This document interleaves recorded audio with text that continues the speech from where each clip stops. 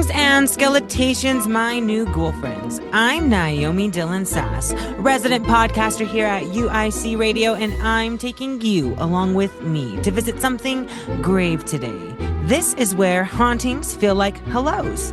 Welcome to season 3 of a podcast for everything in the horror genre, from movies to mythologies and mysteries. This is Summer in the Crypt.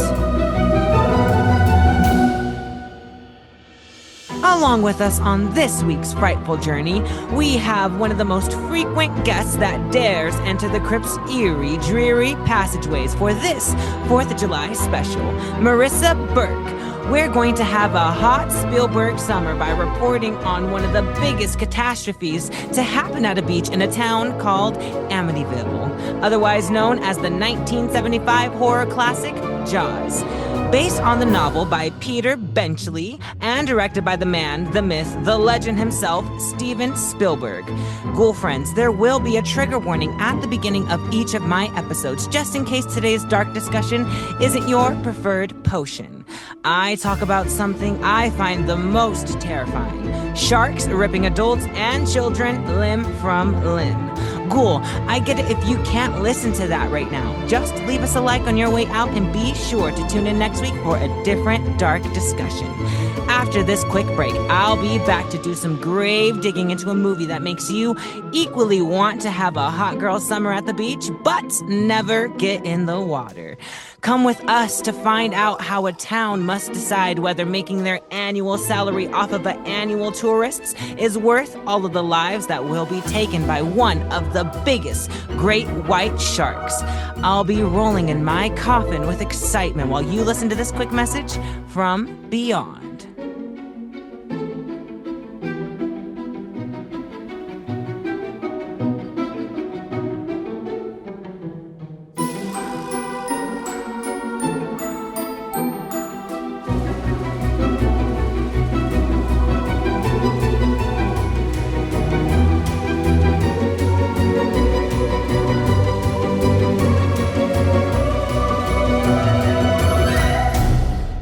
In the summer, this spell always works. This is She Summoning. Everybody, please welcome to the studio, Marissa. Hey, Naomi, it's great to be back. I miss you so much. I miss you more. It's not the same on this coast without you. I honestly felt that. No, I'm just kidding. As you should. Have you done anything gay for Pride since Pride is officially over? Oh gosh, not gay enough. Let me tell you that. It could always be gayer. I am working a burlesque show tonight though, so that I'm getting it in. Getting in at the 11th hour tonight. Yeah. Oh, goodness gracious. I am excited to hear about how that goes. I saw the videos on Instagram. It looks so cool. That is actually where the title of this episode got the inspiration from, was the title of your burlesque show. Oh, hot bumma summer. I know. Well, it'll already be too late for you guys to go see it, but just know it ate. Exactly. Come to the next one from Opulence Dance Productions. Yes, and we'll put the Instagram in we'll put the Instagram in the Instagram bio. Perfect. That's social media. Yeah. Is there anything fun that you have planned for the 4th of July? 4th of July, I might be going up to Idlewild for a 4th of July party, so that would be fun. There wouldn't be fireworks because they're illegal up there, but otherwise, it would be fun. Yeah. They would catch everybody on fire. Yeah, exactly. No baby shower fires here.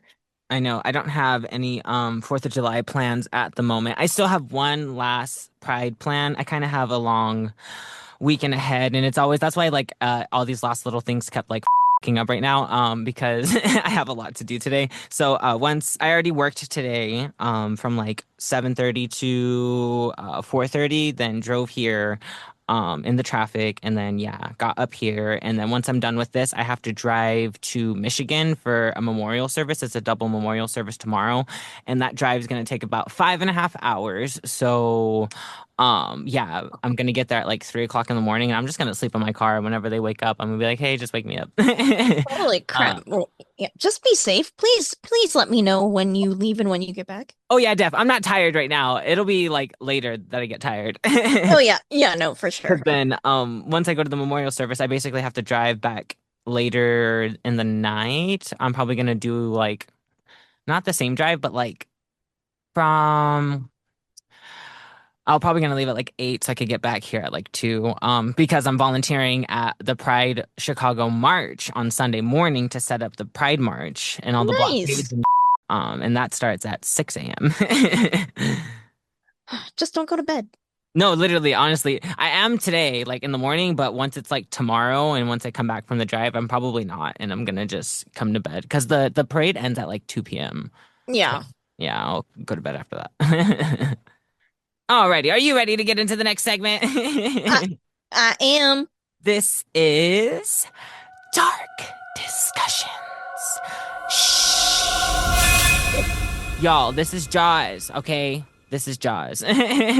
So, we begin with a late night party down at the beach when two people catch eyes from afar. He begins to chase her into the ocean so they can go for a dip, but the guy is beyond drunk and can barely keep up. The girl is already pretty deep in the water when she feels something on her leg. Then, the next moment, she's screaming, getting thrashed throughout the water while homeboy passed out on the beach. Now it's later in the morning and we're at Brody's house in Amityville, the chief of police. He's on his way to the beach and we see a sign for Amity Island's 50th anniversary being celebrated for that upcoming 4th of July weekend. The guy who passed out on the beach seems to be the one who called the chief and gave him the rundown, saying he thinks she could have just drowned. As the chief is taking notes, they hear a whistle in the distance and follow it to the remains of the girl who was attacked. The chief writes the report and the cause of death is officially ruled a shark attack. So do you swim that deep in the ocean? Hell no, I barely even go up to my knees. I don't even go to the ankles. The lake is a different story. I like the lake. I just went to the lake this morning for my job. We took all the kids to the lake and then it started raining on us, so then we had to walk back in the rain. Oh. It was cold, but whatever, it was fine. But no, F the ocean. I got personal beef with the ocean. I don't know if it's oceans or sharks, if it's all of it. It's probably all of it. Amen to that. I mean, we lost Steve Irwin in the ocean, so I have a little bit of a beef with it as well. I respect it greatly and its power, but no thank you. I keep my Mhm. distance. My respect is not there. That's what, that's the real reason why I moved from California. Oh, I It believe was that. too close to the ocean. You know what? I think the ocean even got a little bit warmer after you left because it knew you were gone. Yeah, I believe it. And it got colder over here because of my icy heart. See, you know. Was there anything like you found fun about this first death scene? I love just how hard she's being thrashed, and I love knowing that it's because they had like guys on the beach. Like they had a belt with chains on either side of the belt, and all the guys on the beach would like pull on the belt, so that's why she was thrashing so hard. And I love that final like where she's like help, and then all of a sudden she's just like under. And it's almost like it's anticlimactic because it's just like so sudden and then it's just like silent. I Yeah, I love was gonna that. say it's very, very still. The water gets Hmm. super still. Hmm. Yeah, I don't know why she is. It it turned like daylight really quick. Like it felt like they were at the party and then it was the sun and then like I guess that's what they said like shark attacks happen most early in the morning or some chiz. But I can't do it. I know it was a puppet and I was still stressed out watching this. No, absolutely. It's a very harrowing sequence. All right, so the chief is going around trying to get the beach to close down so no one can go swimming in the waters. The mayor is coming to the chief telling him that he just can't shut down the beach because Amity is a summer town and they depend on the tourists' money during this huge weekend. The mayor is saying that he had better slow down because because they don't need a shark panic during the 4th of July. Now we are back at the beach, and Mr. Ron is staring attentively into the water while everyone is swimming. He keeps thinking every little thing can be a shark. Someone comes up to him and talks to him, and he is not even listening because he is intently focused on the water. Just as everyone is getting into the ocean, another guy comes to talk to the chief, and that's when we hear that big, bad, built butch shark come and eat a kid that was floating on a raft. Everybody evacuates the water, and that's when a mother realizes it was her poor boy Alex who got munched. Now the town has a $3,000 bounty for anyone who can catch and kill the shark. A town meeting is assembled, and everyone is wondering if they plan on closing the beaches. They are saying yes, but only for 24 hours, which they are faced with hella backlash with that proposition until Captain Quint speaks up. He gives his word that he'll catch that fish, but he isn't risking his life for $3,000, and he is demanding $10,000 as his reward. He has promised to give him the head, the tail, the whole damn thing. The captain struck himself a deal, and the beach is closed for 24 hours. $10,000. Is that enough for you to go on a shark hunt? I mean, maybe in 1975. Yeah, but... where's the inflation calculator? How much is that worth right now? Oh, it's probably worth $3,000. No, I'm kidding. Right, like negative $12,000. Right. It just put me in bankruptcy trying to Google it.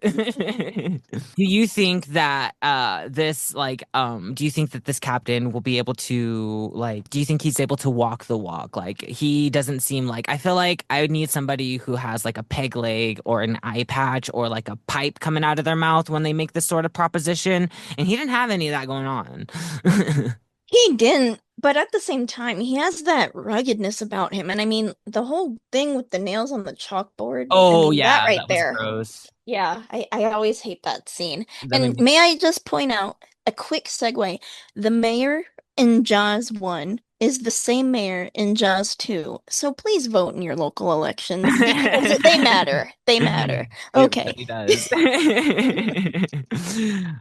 So the chief is beyond paranoid, and he starts researching anything and everything on shark attacks, the good old-fashioned way before the internet. Reading. In another scene, we see two fishermen setting up on a pier when the whole thing breaks apart because something pulls on their chain. One of them falls in and barely escapes the clutches of what appeared to be the shark. Everyone seems to not give a rat's ass about the beach being closed, and everyone is getting on their boats and going into the harbor regardless of the closure. Hooper finally shows up to assist the chief. He is the shark expert, all right? And he asks to see the remains of the first victim. It cuts back to all of the fishermen going crazy in the ocean, chumming it to high heavens. They're all after that reward for catching and killing the shark. Hooper analyzed the body and told him that there was no other explanation than that the girl had died from a shark. Yeah, thank you so much. No It cuts back to these fishermen bringing a different shark to the surface. Everyone seems to think that this was the shark that is to blame, but Hooper isn't really buying it. Hooper gathered that it was a tiger shark that they caught because of the mouth circumference and the radius of the bite wounds. He suggests cutting the shark open to be sure that there are remains to ensure that it was indeed that shark that ate the kid. The mother of the kid who got eaten comes up to the chief and slaps him because she found out that he knew there was a shark in the water and let everybody swim anyways.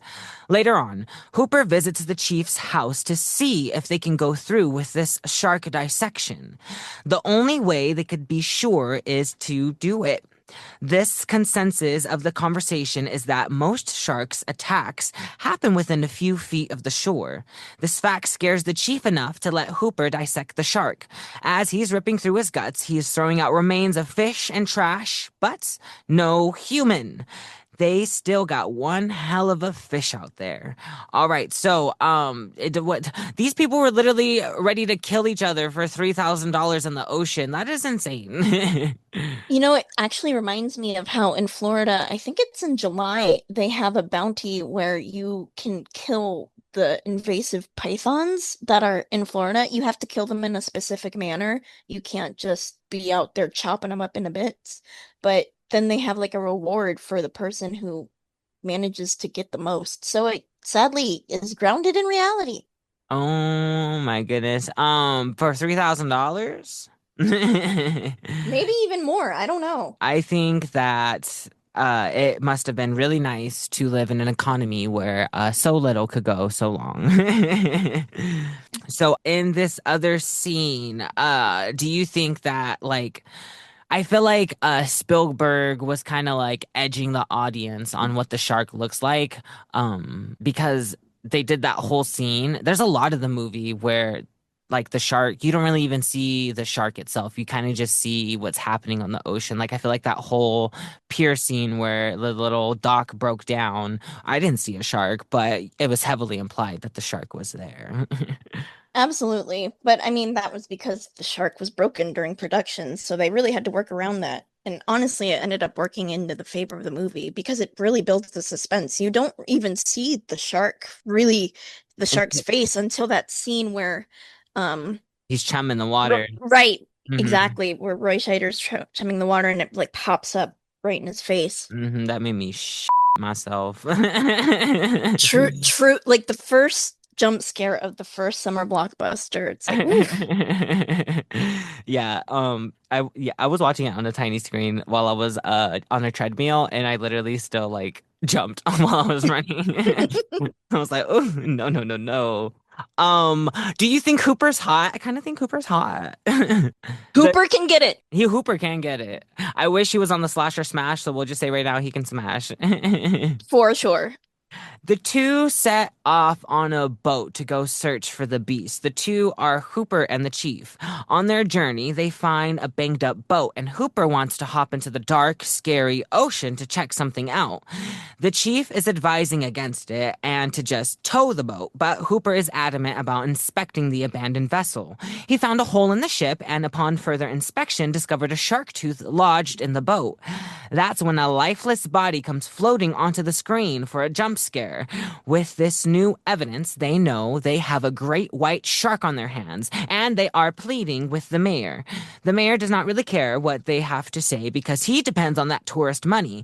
He says if they are so concerned with the beaches, then do whatever they have to do in order to keep them safe. But regardless, the beaches will stay open for the 4th of July weekend. Just as everyone is on the beach thinking they are about to have the best day of their life, people start to see something in the water. They are all getting evacuated in a panic rush, and it is complete chaos. It ends up just being a bunch of kids with a fake fin pulling a prank. But then another girl is yelling shark because she sees one in the distance. There are a few kids still on a sailboat when something knocks them right off of it, straight into the water. That's when we see one of the adults nearby get dragged into the water off their boat, and we see his leg ripped off floating in another scene. One of the kids in the water was the chief's son, and he was being held by one of the dudes eaten by the shark. He got dragged out of the water unscathed, but in complete shock. The chief comes to the mayor and tells him that he's going to have to pay Captain Quint his request of 10K so he can catch and kill that shark. We got a team ready to take down this great white, a shark expert, the chief of police, and a captain with a death wish. The three of them set off on a boat and the waters are already a bit choppy. The chief accidentally knocks over these tanks that Hooper warns him that could blow up if not handled properly. After a while, they finally catch something on the fishing line. The captain is playing a game of tug-of-war with the shark and she is not giving them an easy time. Hooper doesn't think it's a shark, but the captain does. After a short battle, the line snaps, and they continue their quest. So let's talk about a few things real quick. One, I love that corporal punishment was a thing back then. Do you think these kids got their little asses beat for pulling that prank? I hope so. I mean, that's pretty serious, but at the time they're young. I understand they don't understand the severity of what happened, but yeah, I hope they got a whooping. Yeah, or they probably got away with it because somebody just got eaten right on the other side of the ocean. I mean, maybe their parents were And like, "I'm just so glad it wasn't you." and then if I was I was a smart ass little kid. I would have been like, if we didn't like pull that fin prank, then so many more people would have been in the ocean for the shark to eat. Yeah, good point. If the A team is the A team, what are we ranking this team of shark busters? Well, in what regard? Because I think uh Well, I would give them like a C because one, I think like the captain, he's a little like trigger happy, which is always reckless and not that good. And the chief of police has a fear of water, right? Like has been scared of the water his whole life. yeah. So he seems like a great guy to bring on a shark hunting. That's me. That's like bringing me. I do question his decision to move his family to an island with that Right. fear. Like you weren't even born there. You said, "Yeah, let's go have cake by the ocean." Hey, I mean, The way I watched this, it was like a bunch of like different clipped videos, but it was the whole movie like together. So like the scene of the boy getting like dragged mhm. while the other dude was getting eaten, it was so choppy and it literally looked like found footage, like VHS found footage horror. It was kind of cool. Um Like Super 8 footage. Yeah, what are the chances that there was not like a single scratch on that little boy? Oh, the one who was in shock? Yeah, wasn't that the chief's son? Yeah. I mean, I would have thought he got in a little scratch because he fell off the boat. Right, but he was like he was fine. He was fine. I think he's the one that gets killed in Jaws 4, though. Good. Just kidding. You know, there's a lot of people like just like completely disregarding people are dying from the shark and are still swimming and stuff. Would you be one of those people to be like, yeah, who cares? There's a shark around. I drove all the way from Kentucky, so like I'm kind of gonna get in the water.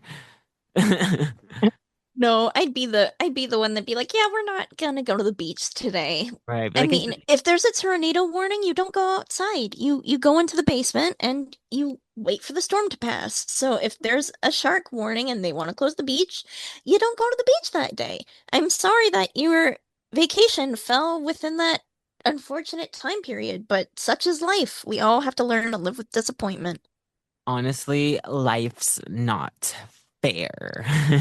Literally, it's a batch. Yeah, I think the caucasity of these beachgoers, they're like, you know what? I'm gonna speak to your manager about these shark attacks because how dare you? How dare Mm, you say I can't swim even though people are It's dead? it's my summer. It's Right. my 4th of July.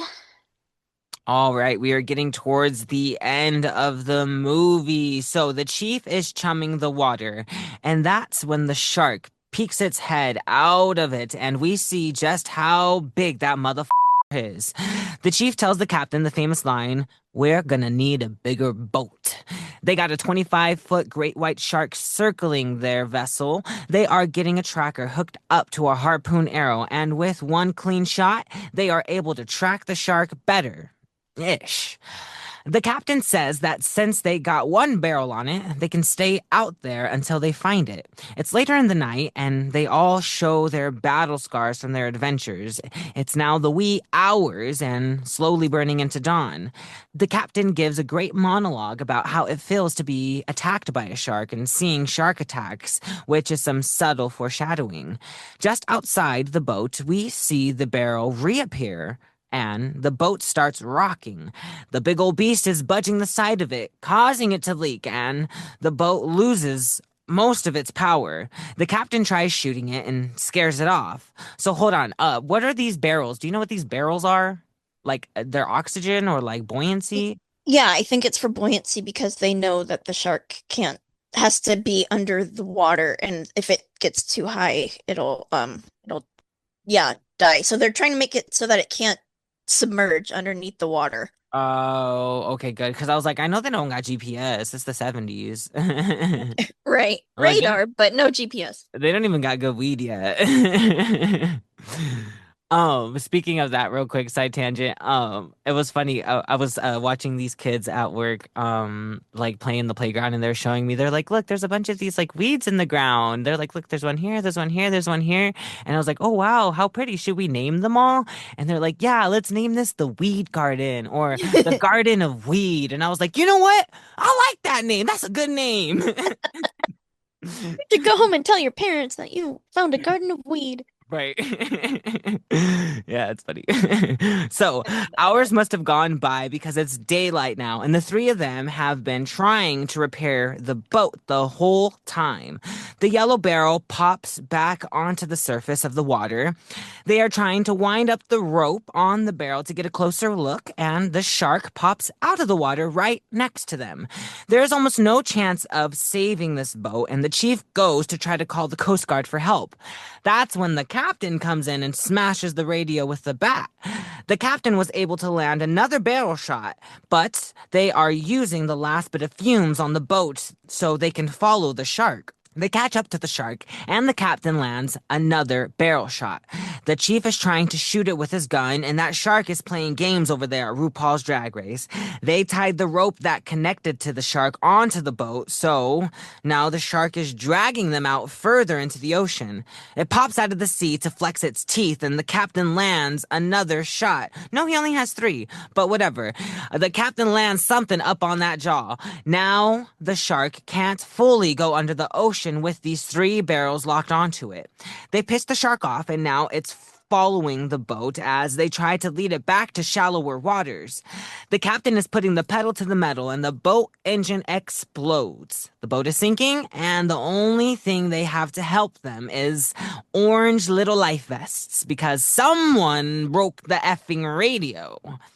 Yeah, I would have smacked the hell out of that damn captain. What would you have done if he broke the radio? Yeah, I wouldn't have been happy.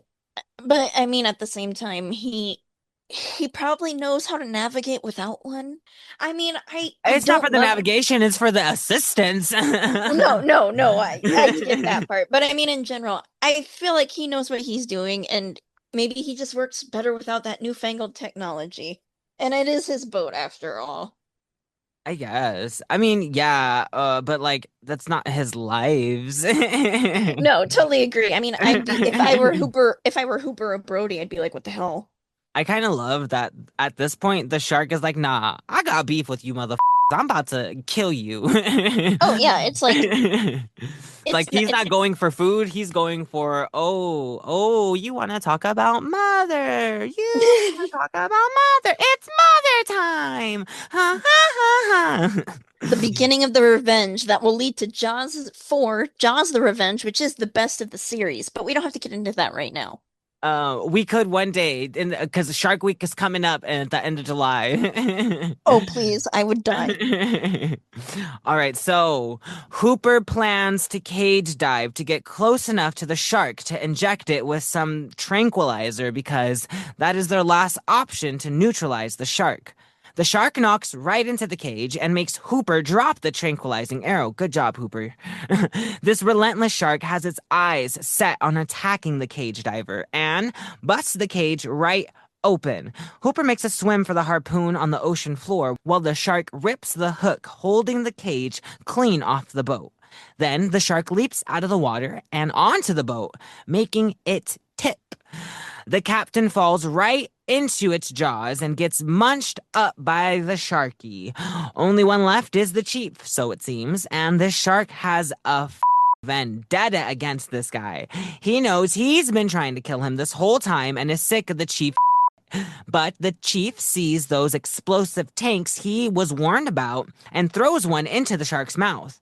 Now he's climbing to the top of the sinking boat with his rifle and trying to shoot that tank. Finally, just when all hope seems to be lost, he lands that gunshot right onto that tank, causing it to explode the entire shark to bits and pieces.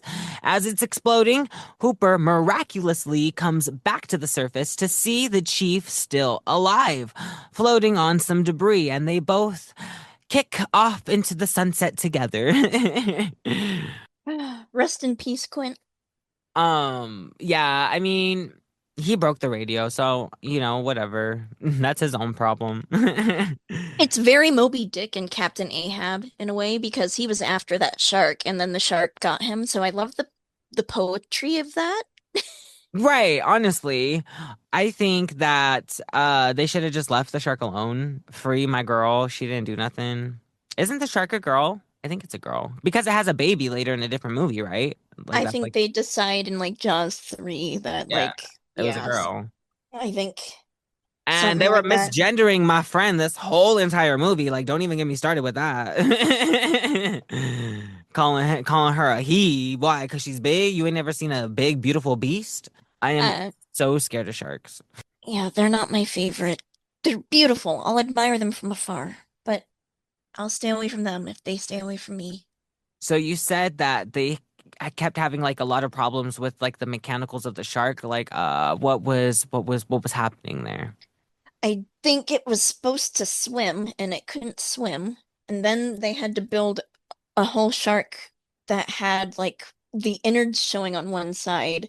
So they could only film the shark from one side. They had multiple sharks and they all had to do different things. And the one shark that was supposed to be like the show shark, that was like the full body shark, did not work, did not do anything right. So that's partly why you only see bits and pieces of the shark. And I think the bits that you do see of the shark are the only ones times they were able to get it to do anything.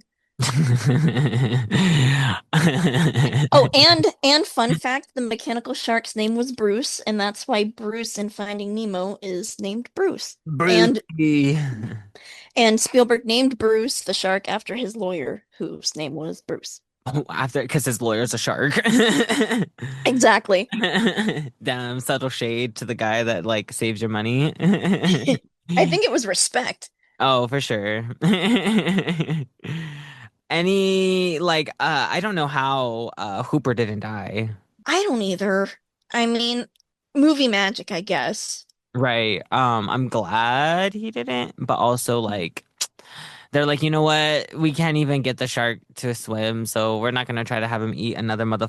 Just kill the captain. Nobody likes him. Yeah, pretty much.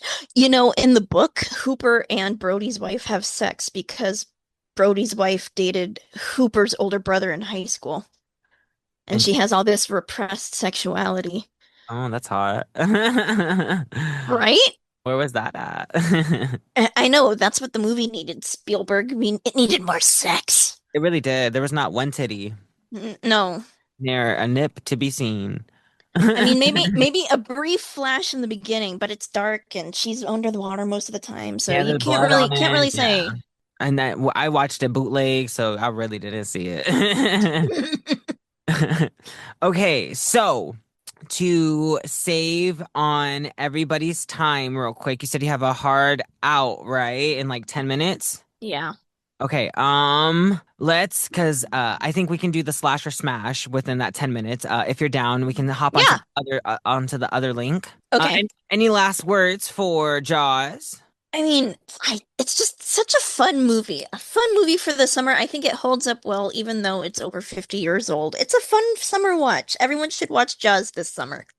Really, and I would say too, like I'm not a fan really of movies that are like over 2 hours because I don't have that big of attention span. But I don't know if it's because I'm personally like terrified of sharks, but this movie's like the pacing of it is still really well done.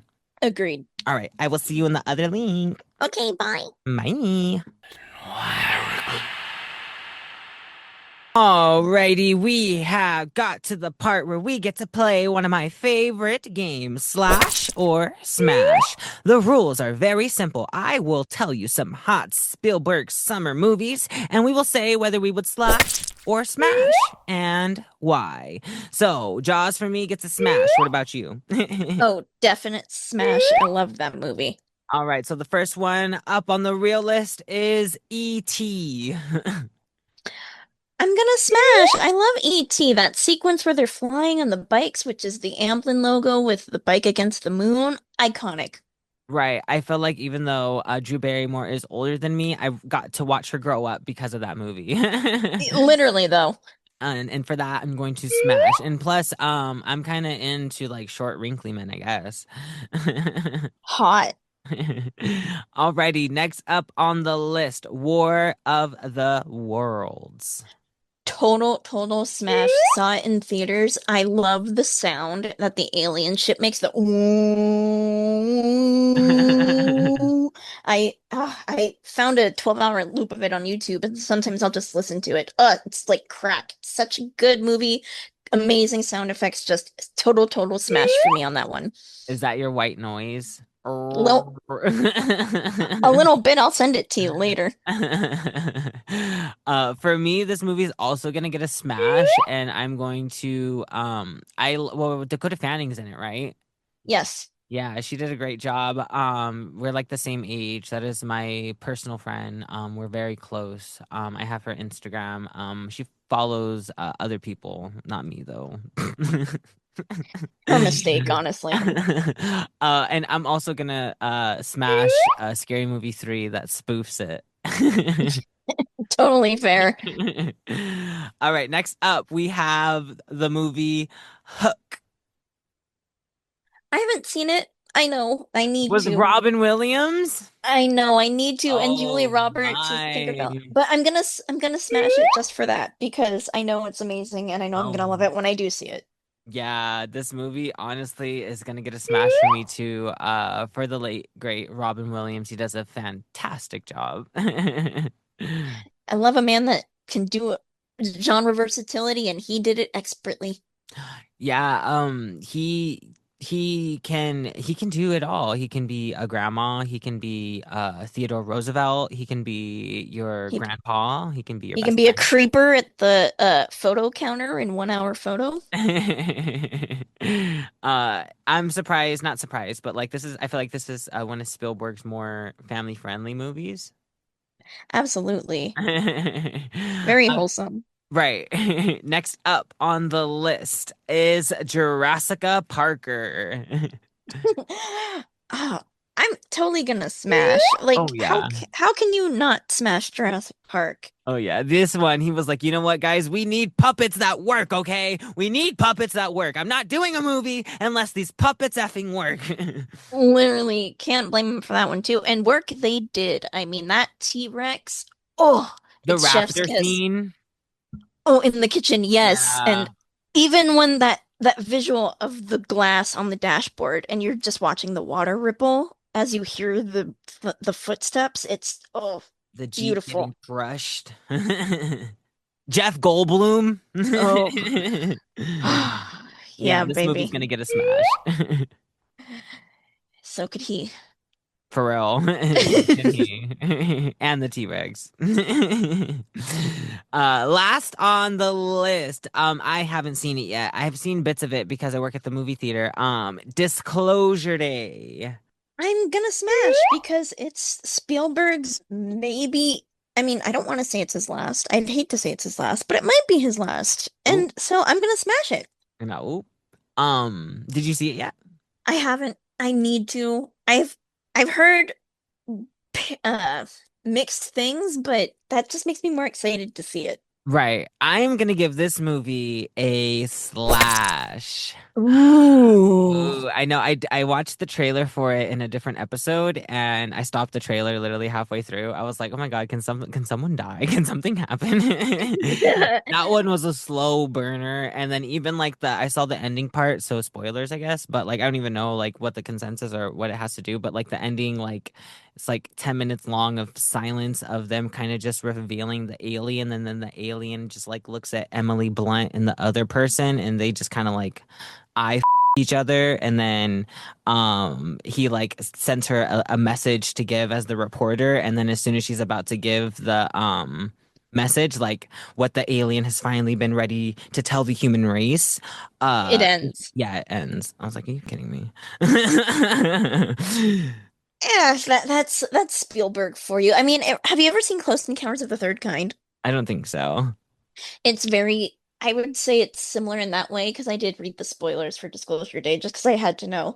Right. And it's very, it feels very similar where like the aliens come and then like they have the message and the people are like gonna leave with them and then it just like kind of ends and it's like, well, what now? I mean, you kind of like, it feels like the movie's supposed to start now. Right. And what is this mother loves aliens. What is the other movie? Signs? That's M. Night Shyamalan. Oh. But he did do Close Encounters. He did there's aliens in the I- oh, the Indiana Was Jones is George Lucas. Was he a producer on Science? Because it was on his IMDb page. IMDb has some wrong though. He might have been like thanked or Yeah, acknowledged, or like he might have because it said advised. he said he was a. It said he was a producer on the Goonies too on IMDb. Oh, that I believe. Hmm. Because of his production company with Kate Capshaw. Yeah, So they wrote the character Sloth off of me. Yeah.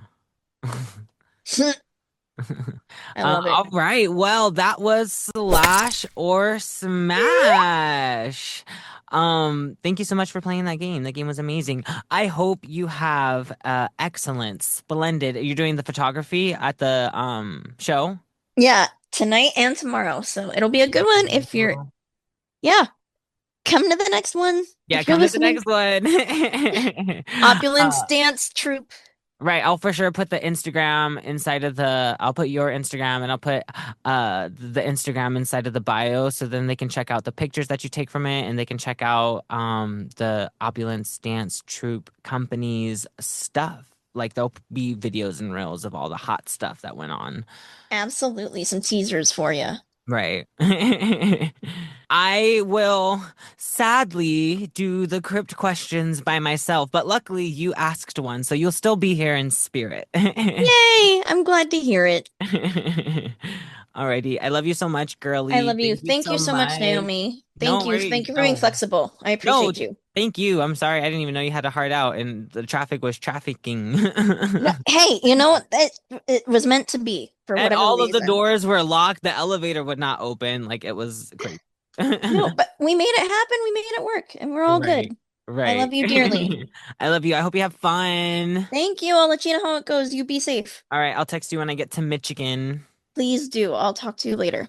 Okay. Bye. Bye. All right. We have almost dug a hole big enough to fit this topic into. But before we go, this is the part of the show where we answer chilling inquiries from our crypt keepers. Today's questions are from the scariest place of all, the Instagram DMs.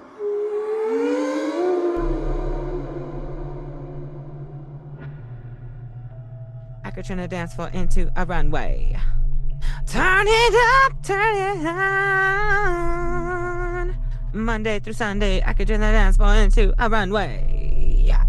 All right, so the first question up on the list is from the one, the only Marissa Burke. And her Instagram at is missed with 3 S's underscore to opportunities. So the question is, which is scarier, space or the sea? Those are both places are honestly very scary. Neither of them have been explored thoroughly by multiple humans. I would even say they're over 100, at least space. There's been a lot of people exploring the sea, but they've near to even touch like 10% of it. I think the statistic is there's over like 80 or 90% of the sea that they have not explored. And who the F knows what is in there? If there's, oh God, if there, they should make a movie. They should make a horror movie called like the 90% unexplored or unexplored 90.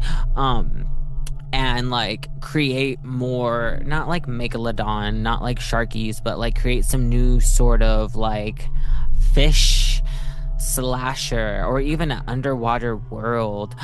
With that being said, I think I'm gonna give it to the sea because there's more concrete proof of the scary stuff that is inside of the ocean than there is concrete proof of the scary stuff that is in the space. I think the scariest thing is space is there's no oxygen.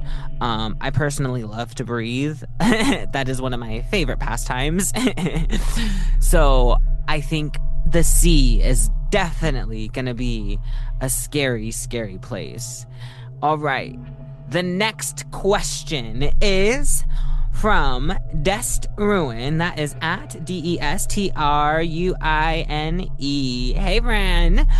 What's your dream? Spooky, trinket, or knickknack? So I used to I used to collect crystals a lot. I just stumbled across some of my old stones and stuff. But I know I used to have a bunch of old crystals like amethyst, rose quartz. My favorite one was like a moonstone. Labradorite was really, really pretty. That one has like a opulent, fluorescent kind of like shimmer every time it's in the light.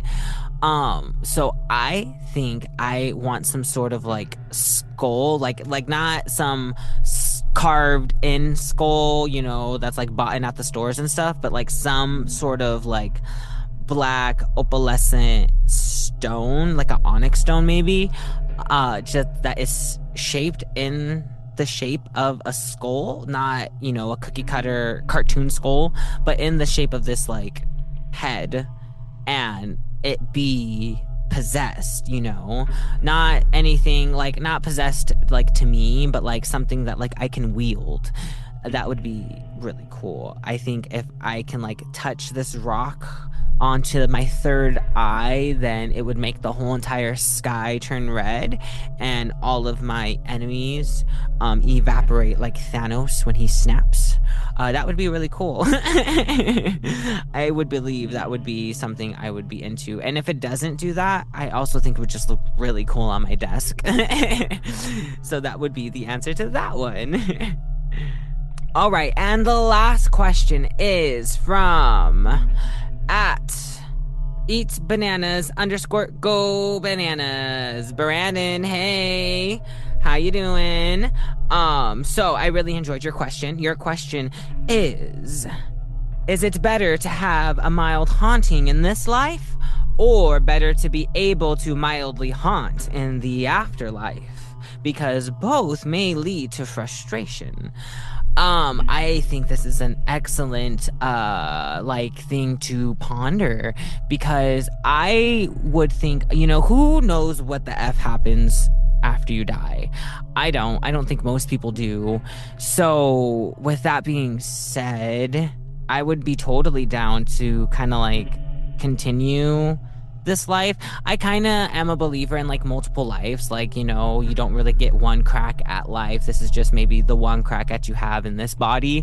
But it would be cool to have your favorite body out of the lives that you've lived, to kind of keep its meta spiritual form in that physical form of the person that you love to be, and stay on this plane and haunt people.